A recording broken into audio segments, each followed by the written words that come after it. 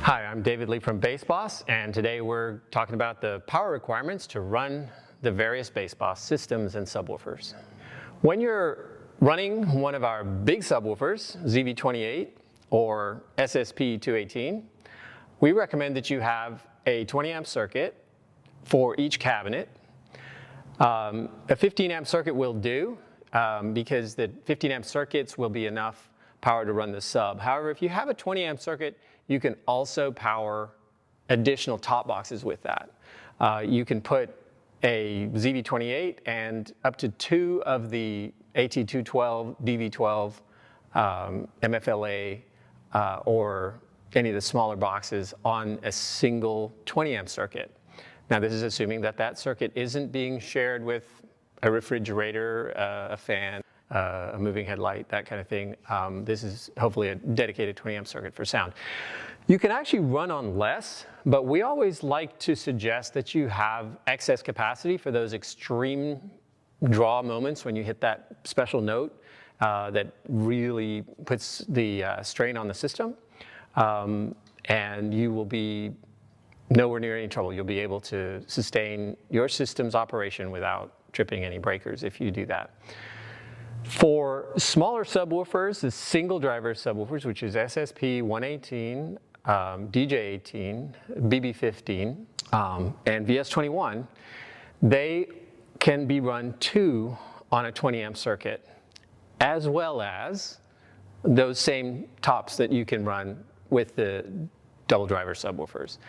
The amplifiers are roughly half the current draw of the big 4,000 watt amplifiers. So simply each driver is half of a 20 amp breaker. The technical math is roughly half of that. So 5 amps for a single driver sub, 10 amps for a double driver sub is safe enough.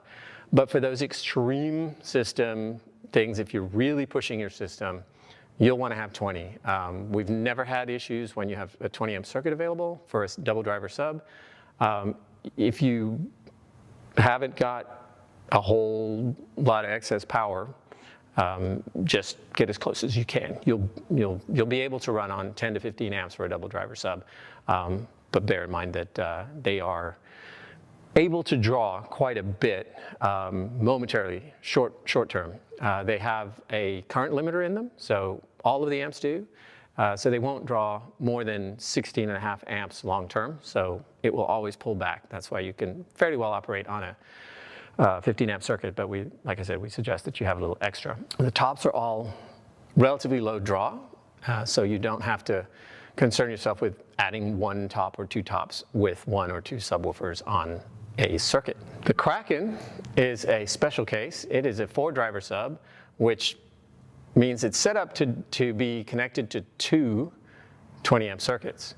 It has 2 4,000 watt amps in it, and in order to make it feasible to be connected in normally available circuits, even though the cabinet won't fit into certain buildings that have those kinds of circuits mostly, if you do need to run it, you can. It's just easier to have 2 20 amp circuits connected to the cabinet to power it than it is to demand that you have a 30 or bigger circuit available in every venue you go into. So that was a decision that was made just for the simplicity of operation. So every 2 big woofers is 1 20 amp circuit recommended.